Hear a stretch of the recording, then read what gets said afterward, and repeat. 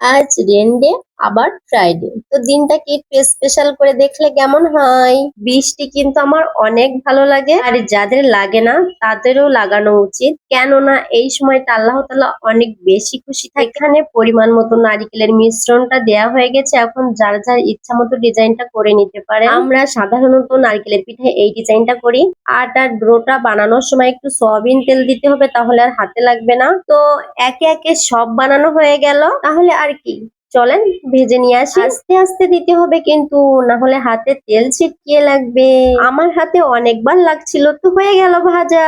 এখন শুধু গরম গরম খেতে হবে। আমরা সবাই এক জায়গায় বসে মজা করে খাচ্ছিলাম, তোমাদের একটু লোভ দেখাচ্ছিলাম। আসলে বৃষ্টির দিনটা যেন একটু ভিন্ন কিছু খেতে মন চায়, যেহেতু সবাই বাসায় আছে, অল্পই হোক কিন্তু সেটা আমরা এক জায়গায় বসেই খাই। তো তোমরা বলতে পারো সামান্য জিনিসই এত এনজয়। ভাই, আমরা অল্পতেই অনেক খুশি হই, আর এটাকেই ধরে রাখতে চাই।